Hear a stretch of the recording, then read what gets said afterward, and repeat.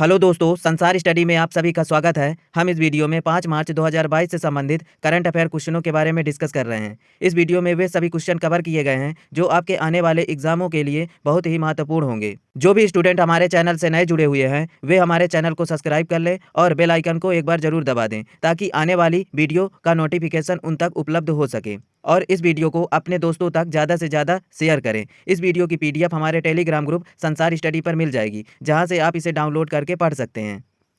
सबसे पहले हम पिछले पूछे गए वीडियो में अभ्यास प्रश्नों के आंसर के बारे में जान लेते हैं। पिछले वीडियो में पूछा गया पहला अभ्यास प्रश्न है, दिसंबर में 2021 के सबसे शक्तिशाली तूफान टाइफून राय की चपेट में कौन सा देश आया है? इसका आंसर है फिलीपींस। टाइफून तूफान राय यह फिलीपींस देश में आया था। फिलीपींस की राजधानी मनीला है। दूसरा पूछा गया अभ्यास प्रश्न था, BBC sports personality of the year 2021 किसे चुना गया? इसका आंसर है एमा रादुकानु को। एमा रादुकानु को बीबीसी स्पोर्ट्स की तरफ से पर्सनालिटी ऑफ द ईयर 2021 चुना गया। एमा रादुकानु यह ब्रिटेन की टेनिस खिलाड़ी है। अब आपको सबसे पहले इन अभ्यास प्रश्नों के आंसर हमें कमेंट बॉक्स में लिखकर बताना है। पहला अभ्यास प्रश्न है, प्रधानमंत्री नरेंद्र मोदी ने हाल ही में वर्ष 2022 से प्रति वर्ष वीर बाल दिवस कब मनाने की घोषणा की है? इसके ऑप्शन है 26 नवंबर, 26 दिसंबर, 26 अगस्त, 26 जुलाई। दूसरा अभ्यास प्रश्न है, भारत के किस राज्य के भरत सुब्रमण्यम देश के 73वें शतरंज ग्रांड मास्टर बने हैं? इसके ऑप्शन है गुजरात, महाराष्ट्र, तमिलनाडु, उत्तर प्रदेश। अब हम स्टार्ट करते हैं 5 मार्च 2022 के महत्वपूर्ण करंट अफेयर प्रश्नों के बारे में। पहला प्रश्न है, राष्ट्रीय सुरक्षा दिवस नेशनल सेफ्टी डे कब मनाया जाता है? इसका आंसर है 4 मार्च को। 4 मार्च को प्रत्येक वर्ष नेशनल सेफ्टी डे के रूप में मनाया जाता है। अब हम जान लेते हैं एग्जाम में बनने वाले इंपॉर्टेंट पॉइंट्स के बारे में। एग्जाम में कई प्रकार से क्वेश्चन बन सकते हैं इससे संबंधित। राष्ट्रीय सुरक्षा दिवस यह 4 मार्च को मनाया जाता है। इस दिवस के मनाने का उद्देश्य है कार्यस्थल पर होने वाली जो भी आपदाएं हैं उनके बारे में लोगों को जागरूक करना और सुरक्षा नियमों और प्रक्रियाओं का पालन करने का निर्देश देना। ज़्यादा से ज़्यादा लोगों को बताना कि किस प्रकार से दुर्घटनाओं से बचा जा सकता है। राष्ट्रीय सुरक्षा दिवस यह पहली बार 1972 में मनाया गया था। इस वर्ष 2022 में नेशनल सेफ्टी डे की थीम है सुरक्षा संस्कृति के लिए युवाओं को प्रोत्साहित करना। शून्य भेदभाव दिवस यह हर साल 1 मार्च को मनाया जाता है। राष्ट्रीय स्टार्टअप दिवस यह 16 जनवरी को मनाया जाता है। पराक्रम दिवस यह 23 जनवरी को मनाया जाता है। पराक्रम दिवस यह सुभाष चंद्र बोस की जयंती के उपलक्ष्य में प्रत्येक वर्ष 23 जनवरी को मनाया जाता है। विश्व रेडियो दिवस यह 13 फरवरी को मनाया जाता है। विश्व आर्द्रभूमि दिवस यह 2 फरवरी को मनाया जाता है। राष्ट्रीय मातृभाषा दिवस यह 21 फरवरी को मनाया जाता है। राष्ट्रीय विज्ञान दिवस यह 28 फरवरी को मनाया जाता है। अगला प्रश्न है, किस आईआईटी की तरफ से national mission for clean Ganga के पूर्व महानिदेशक राजीव रंजन मिश्रा को गंगा पुनरुद्धार पुरस्कार 2021 से सम्मानित किया गया? इसका आंसर है आईआईटी रुड़की की तरफ से। आईआईटी रुड़की ने national mission for clean Ganga के पूर्व महानिदेशक रहे राजीव रंजन मिश्रा को गंगा पुनरुद्धार पुरस्कार 2021 से सम्मानित किया है। आईआईटी रुड़की यह उत्तराखंड में स्थित है। अब हम जान लेते हैं एग्जाम बेस्ड इंपॉर्टेंट पॉइंट्स के बारे में। नमामि गंगे परियोजना की शुरुआत यह केंद्र सरकार द्वारा 2014 में की गई थी। अगर प्रश्न बनता है इस वर्ष की सीनियर राष्ट्रीय शतरंज चैंपियनशिप कहां आयोजित की गई, तो इसका आंसर है कानपुर में। सत्यमंगलम टाइगर रिजर्व यह तमिलनाडु में स्थित है और इसे T/T पुरस्कार से सम्मानित किया गया है। लता मंगेशकर पुरस्कार यह मध्य प्रदेश सरकार प्रदान करती है। लता मंगेशकर को 2001 में भारत रत्न दिया गया था। इस साल business standard bank of the year 2020-21 Sandeep Bakhshi को दिया गया। संदीप बख्शी यह ICICI बैंक के MD और CEO हैं। रामानुजन पुरस्कार यह नीना गुप्ता को दिया गया। रामानुजन पुरस्कार यह गणित के क्षेत्र में दिया जाता है। अगला प्रश्न है, ऑक्सफोर्ड इकोनॉमिक्स की रिपोर्ट के अनुसार यूट्यूब से वीडियो के जरिए देश को कितने करोड़ रुपए की कमाई होती है? इसका आंसर है 6,800 करोड़ रुपए की। ऑक्सफोर्ड इकोनॉमिक्स की हाल ही में रिपोर्ट जारी की गई है जिसमें बताया गया है कि भारत में यूट्यूब के जरिए 6,800 करोड़ रुपए की कमाई होती है। यूट्यूब यह ऑनलाइन वीडियो प्लेटफॉर्म है जिसकी स्थापना 2005 में की गई थी।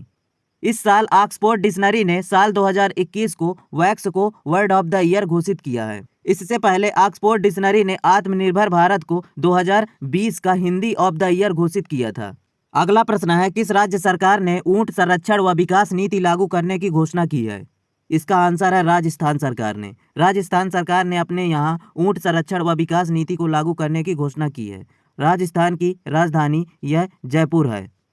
अगला प्रश्न है, हाल ही में किस राज्य सरकार ने मन्नार की खाड़ी, पाक खाड़ी में डुगोंग के लिए भारत के पहले संरक्षण रिजर्व की स्थापना करने का निर्णय लिया है? इसका आंसर है तमिलनाडु में। तमिलनाडु राज्य में भारत का पहला डुगोंग संरक्षण केंद्र स्थापित किया जाएगा। डुगोंग यह समुद्री गाय होती है। भारत और श्रीलंका के मध्य पाक जलडमरू मध्य स्थित है। पर्यावरण संरक्षण अधिनियम यह 1986 में लाया गया था। स्टॉकहोम पर्यावरण सम्मेलन यह 1972 में किया गया था। पृथ्वी सम्मेलन यह 1992 में किया गया था। विश्व पर्यावरण दिवस यह 5 जून को मनाया जाता है। विश्व पर्यावरण संरक्षण दिवस यह 25 नवंबर को मनाया जाता है। इंदिरा गांधी अभ्यारण्य और मधुमलाई अभ्यारण्य यह तमिलनाडु राज्य में स्थित है। गिर राष्ट्रीय उद्यान यह गुजरात राज्य में स्थित है। गिर राष्ट्रीय उद्यान यह एशियाई शेरों के लिए प्रसिद्ध राष्ट्रीय उद्यान है। जिम कॉर्बेट राष्ट्रीय उद्यान यह उत्तराखंड में स्थित है। दुधवा राष्ट्रीय उद्यान यह उत्तर प्रदेश राज्य में स्थित है। अनामलाई बाघ अभ्यारण्य यह तमिलनाडु राज्य में स्थित है। अगला प्रश्न है, यूक्रेन जंग पर इंटरनेशनल कोर्ट ऑफ जस्टिस अगले हफ्ते से सुनवाई करेगा। इंटरनेशनल कोर्ट ऑफ जस्टिस किस देश में स्थित है?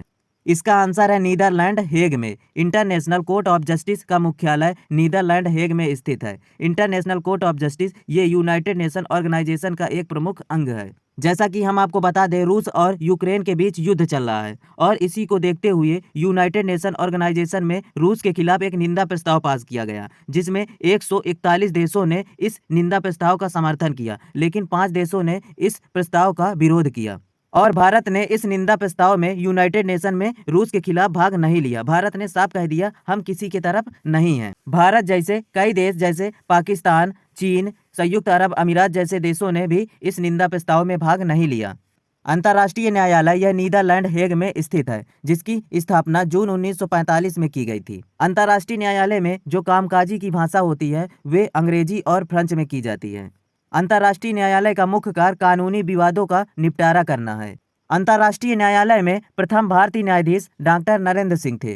अंतर्राष्ट्रीय न्यायालय में न्यायाधीशों की संख्या 15 होती है। विश्व बौद्धिक संपदा संगठन इसका मुख्यालय जिनेवा स्विट्जरलैंड में स्थित है। विश्व व्यापार संगठन इसका मुख्यालय जिनेवा स्विट्जरलैंड में स्थित है। संयुक्त राष्ट्र संघ का मुख्यालय न्यूयॉर्क अमेरिका में स्थित है। वर्तमान में इसके अध्यक्ष एंटोनियो गुटेरस हैं। संयुक्त राष्ट्र की स्थापना 1945 में की गई थी। विश्व खाद्य कार्यक्रम का मुख्यालय यह रोम इटली में स्थित है।